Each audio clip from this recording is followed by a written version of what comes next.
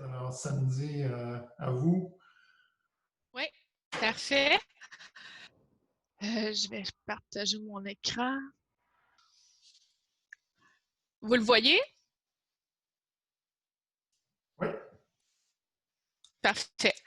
Donc, voilà, pour faire suite à ce que le professeur Laferrière vient de présenter, en fait, je vais aborder les différents, dans le fond, l'avancement des travaux qu'on avait fait sur l'engagement lors de mon passage au réseau Périscope en tant que postdoctorante. Donc, les dimensions qui ont été utilisées jusqu'à maintenant dans les travaux, puis différents résultats qui se dégagent de tout ça. Donc, évidemment, il y a les 3 dimensions de Friedrichs, Blumenfeld et Paris qui sont l'engagement comportemental, affectif, cognitif qu'on a retrouvé dans plusieurs études, autant à l'international, au niveau canadien, puis au niveau québécois. Donc, on avait fait des recensions aux 3 niveaux. Au niveau canadien, il y a eu 3 dimensions qui ont des liens avec les 3 dimensions de Friedrichs, tout en ayant certaines nuances. Donc, il y a l'engagement scolaire qui renvoie à la participation de l'élève, son implication dans les différents travaux, les différentes exigences formelles.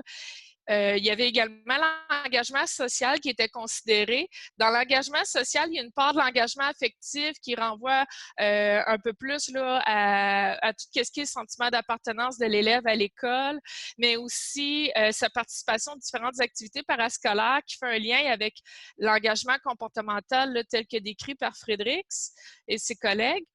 Puis, en fait, il y a l'engagement intellectuel qui est l'investissement cognitif puis affectif dans ces différents apprentissages. Donc, il aurait pu être remonté un petit peu, vu qu'il fait lien surtout avec l'engagement cognitif, mais aussi un peu l'engagement affectif.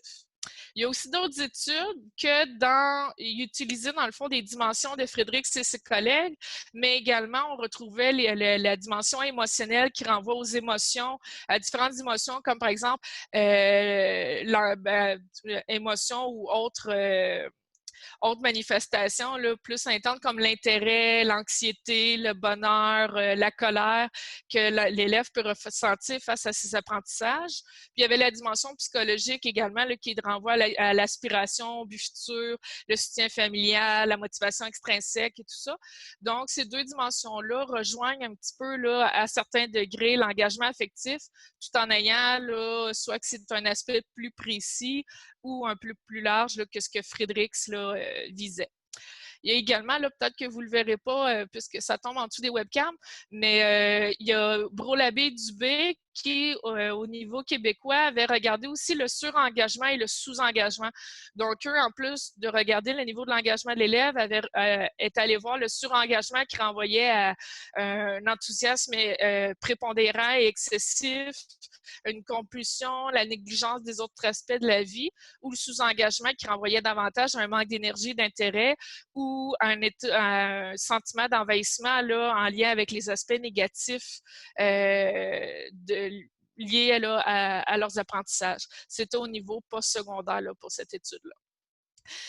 Ici, à partir du document de l'IES, j'ai fait ressortir dans le fond les différentes dimensions à quel un peu le taux d'utilisation de ces dimensions-là dans les différents outils.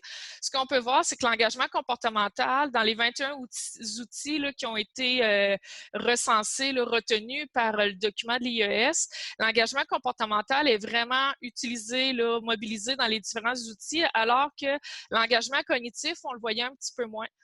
Il y a également les différents outils étaient soit répondus par l'élève, donc en majorité répondus par l'élève, par la personne enseignante ou l'observation, je vais vous le dire vu que vous ne le voyez pas. Côté observation, on a ces 3 outils qui sont utilisés, qui utilisent seulement une dimension et un outil qui en utilise 2. Donc, côté observation, on n'a pas d'outil qui mobilise les 3 dimensions de l'engagement. Puis sinon, on voit que c'est surtout chez l'élève que ça nous permet d'aller évaluer les 3 dimensions. Il y en a deux parmi ceux qui avaient été retenus par l'IES en fonction de certains critères là, de méthodologie de validité, tout ça, qui ont été traduits ici au Québec. Donc, il y a le SEI qui a été traduit par Lessard et ses collaborateurs, donc Anne Lessard qui est ici, et le SEM là, par Bernin et ses collaborateurs qui a également été traduit au Québec. Donc, à partir de la recension qu'on avait fait d'études québécoises, j'ai tenté de faire un parallèle par rapport aux 21 outils de l'IES pour voir ici au Québec l'engagement, comment l'engagement est mesuré auprès des élèves. Donc, primaire, secondaire, c'est 5 outils qui sont utilisés là, au Québec, qui ont été construits pour mesurer l'engagement des élèves. Côté postsecondaire, il y a plusieurs études québécoises là, qui portent sur l'engagement à ce niveau-là. On en a 7 différents qui ont été utilisés, puis un au préscolaire. Pour ce qui est de l'utilisation des différentes dimensions dans les outils, c'est assez semblable. Qu'est-ce qui est écrit coloré sur fond blanc, c'est le taux de présence de ces dimensions-là dans les outils au niveau du Québec. Qu'est-ce qui est sur fond coloré? J'ai rapporté ceux de la diapositive précédente pour avoir un comparatif, puis ça se rapproche quand même. Là. Donc, encore là, ici, la dimension comportementale est vraiment mise de l'avant, tandis que la dimension sur l'engagement cognitif est un peu moins présente.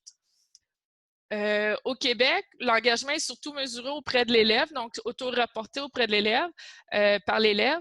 La personne enseignante, on a un outil là, qui mobilise une dimension, puis sinon, on n'a aucun outil là, qui a été utilisé jusqu'à maintenant pour l'observation de l'engagement de l'élève. Je passe à la portion plus le nombre de résultats. Dans le fond, les différents résultats qui ont été recensés à partir des recensions autant à l'international, au niveau canadien et plus précisément au Québec. Donc, l'engagement, dans le fond, il y a des éléments qui ont été rapportés sur 5 grands points, 5 sphères, si on peut dire. Il y a le temps, tout d'abord. Donc, l'engagement a une diminution lente et légère, mais qui peut se diversifier là, selon les trajectoires, selon les élèves. Côté élèves, il y a toutes sortes de caractéristiques des élèves, mais également là, différentes habiletés, capacités de l'élève qui ont été associées à un engagement plus ou moins élevé. Côté famille, la famille a été un petit peu moins mise de l'avant dans les études là, au moment où est-ce qu'on a fait la recension. Donc, il y a certains éléments comme le milieu socio-économique défavorisé qui revenaient fréquemment. Également la culture éducative, valorisation de l'école. Mais il y a la qualité de la relation qui revient dans chacune des sphères. On va le retrouver également au niveau de la classe et de l'école. Côté de la classe, plusieurs également facteurs qui sont liés à tout ce qui est soutien, surtout pédagogique, la pédagogie mobilisée au sein de la classe, mais également, encore la relation élève-enseignante. Et côté école, là, que vous ne voyez pas, mais que vous pourrez voir dans mon diaporama, là, donc, la relation significative avec un adulte, donc encore là, la relation revient autant au niveau de la famille, de la classe que de l'école. Les relations avec l'élève vont influencer là, sur son engagement. Sinon, on a également là, différents autres facteurs comme le leadership de la direction, l'organisation structurelle de l'école, etc. Là, donc, le climat scolaire, les activités parascolaires. Et finalement, on a la collaboration école-famille-communauté également qui est ressortie comme ayant une influence sur l'engagement. Ce qui ressort de tout ça, en fait, un des éléments qui avait été moins abordé, qu'on a relevé lors de nos recensions, la perspective de l'élève, bien qu'on a vu dans les différents outils que l'engagement était souvent auto-rapporté de la part de l'élève, il y a peu d'études qui allaient voir la perspective de l'élève afin de comprendre qu'est-ce qui sa perspective sur les autres facteurs. Donc, l'engagement de l'élève était évalué, auto-rapporté par l'élève, mais ensuite, les autres éléments étaient, les autres variables de l'étude étaient souvent là, rapportés par exemple, l'enseignant, les parents et tout ça. Donc, la perspective de l'élève était moins mise de l'avant. Puis, également, là, tout ce qui est, leur perspective a fait comprendre qu'est-ce qui pouvait être lié à une hausse de l'engagement de l'élève, puisqu'on sait que l'engagement, normalement, on relève davantage une diminution lente et légère. Donc, ça fait le tour là, de ce que j'avais à vous présenter. Merci Sandy. Très intéressant de voir l'ensemble de ces facteurs qui influencent l'engagement.